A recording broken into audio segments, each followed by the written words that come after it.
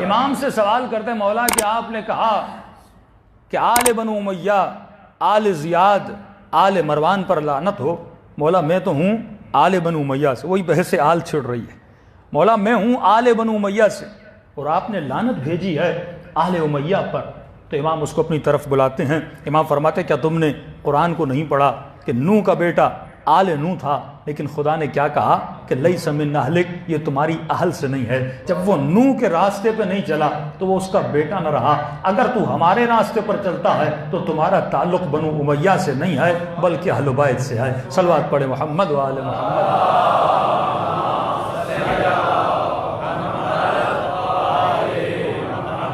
پھر معصوم سے پوچھا کہ مولا پھر آپ نے پوری آل پر لعنت کیوں بھیجی ہے؟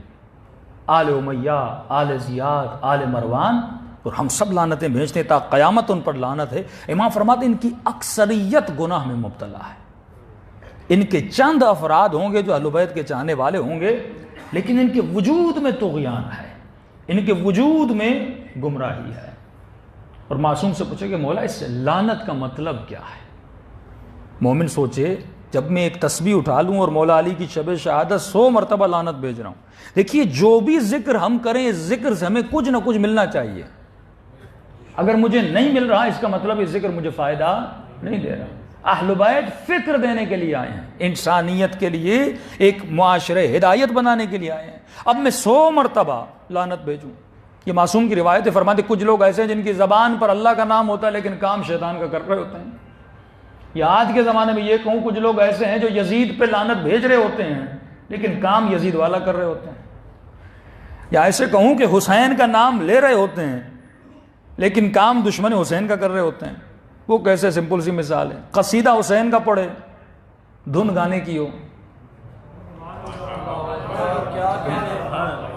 وہی ہوا نا کہ نام کس کا لے رہا ہے؟ مولا حسین کا۔ سوچ کس کی لے رہا ہے؟ یزید کی۔ کبھی بالی ووڈ میں گھس جاتا ہے، کبھی ہالی ووڈ میں چلا جاتا ہے۔ بھئی تو نام کس کا لے رہا ہے؟ حسین ابن علی کا، اور تیرا عقیدہ ہے کہ وہ ہر نجاست سے دور ہیں۔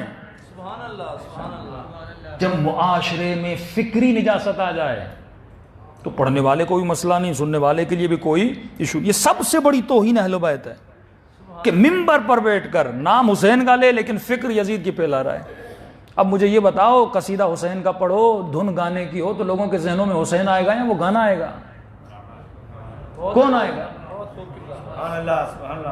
اسی لیے کہہ رہا ہوں کہ لفظ اپنے ساتھ تصور رکھتا ہے، آواز تصور رکھتی ہے۔ سبحان اللہ، سبحان اللہ۔ کیوں معصوم فرماتے جب قرآن پڑھو تو خاص خوشبو لگایا کرو، جب نماز میں جاؤ تو نماز کا عطر خاص ہونا چاہیے، ایک خاص خوشبو ہونی چاہیے۔ کئی مومنین جب ہم ایک عطر خاص، مثلا امام رضا کا یہاں عطر لے کر آتے ہیں ان کے حرم کا، تو مومن یہاں سونگتا ہے اس کا ذہن کربلا چلا جاتا ہے۔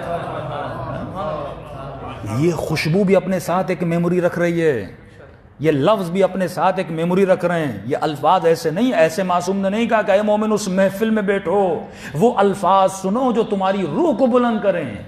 کچھ ایسے الفاظ ہیں جو تمہیں پستی کی طرف لے جاتے ہیں، فرمایا ایسی محفل میں بیٹھو جہاں پر ذکر خدا ہوتا ہو تاکہ تمہاری روح کو بلند کر جائے۔ اب نوجوان کہتے ہیں مولانا 2 منٹ گانے سننے سے کیا ہوتا ہے؟ یہ 2 منٹ کا گانا نہیں، یہ 2 منٹ کے الفاظ ہیں۔ یہ الفاظ تمہارے وجود کو نجس کر دیتے ہیں، مختلف تصورات کو تمہارے ذہن میں لے آتے ہیں۔ معصوم فرماتے ہیں سب سے اعلیٰ ترین مقام طہارت کا وہ طہارت فکر ہے۔ سبحان اللہ، سبحان اللہ۔ یعنی انسان مسجد میں بیٹھا رہے لیکن اس کے تصور میں کوئی ایکٹریسز گھومتی رہے، بیٹھا تو مسجد میں ہے لیکن تصور کیا ہے؟ نجس ہے۔ اگر وہ تصور میں غلاظت کو سوچتا رہے لیکن بیٹھا کعبے میں رہے، اس کی فکر نجس ہے۔ بہترین لباس پہنے لیکن اس کی فکر نجس ہو، تو فرمایا آخری منزل جو طہارت کی ہے وہ طہارت فکر ہے۔ تم ہاتھ کو پاک کر لو، جسم کو پاک کر لو، لیکن تمہاری فکر نجس ہو۔ کیوں فکر کی طہارت ضروری ہے؟ کیونکہ تمہارے بدن کے جتنے بھی ایکشنز ہیں اور اعمال ہیں جو بدن سے صادر ہوتے ہیں وہ اس فکر کی وجہ سے ہیں۔ دیکھیے میری شکل پہ تو نہیں لکھا نا یہ شیعہ ہے، آپ کی شکل پہ بھی نہیں لکھا، چلو لباس سے آپ کو پتہ چل جاتا ہے، لیکن سارے سمپل لباس پہن کے ایک صف میں کھڑے ہو جائیں، پتہ بھی نہیں چلے گا کون مسیحی ہے، کون ہندو ہے، کون شیعہ ہے۔ کب پتہ چلتا ہے؟ معصوم فرماتے انسان اپنی زبان کے پیچھے چھپا ہوا ہے۔ اس کی زبان بتاتی ہے کہ یہ شیعہ ہے یا سنی ہے، مجھے کیسا پتا چلے کون سی مسجد شیعہ کی ہے سنی کی ہے؟ جس مسجد سے علی ولی اللہ کی آواز آئے گی۔ یہ لفظ ہیں جو بتاتے ہیں یہ شیعہ ہیں یا سنی ہیں۔ تو انسان تو لفظوں سے پہچانا جاتا ہے، تجھے سوچنا چاہیے تو کن لفظوں کا چناؤ کرتا ہے۔ یہ فکر جو تمہارے ذہن میں ڈالی جا رہی ہے، یہ فکر کہاں سے آ رہی ہے؟ یہ فکر کیا قرآن کی فکر ہے؟ یہ فکر کیا حدیث کی فکر ہے؟ یا نہیں جو بچپن سے فکر تمہارے ذہن میں فیڈ کی گئی ہے تو اسی فکر کو بول رہا ہے؟ تمہارے ایموشنز، تمہارا غصہ، تمہارا ہنسنا، تمہارا رونا، ان سب کی بنیاد ہے یہ فکر۔ اور حسین اسی فکر کو بدلنے آئے، اور عجیب بدلاؤ ہے، وہی ہو رہا ہے۔ جب فکر ابن زیاد کی طرف تھی تو حسین کا راستہ روک لیا، اور وہی ہو رہا ہے جب فکر حسین کی طرف آئی تو خود کو بھی قربان کیا، بیٹے کو بھی قربان کیا، بھائی کو بھی قربان کیا۔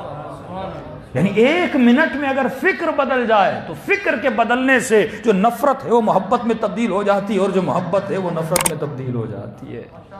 تو امام حسین اسی فکر کو بدلنے کے لیے آئے۔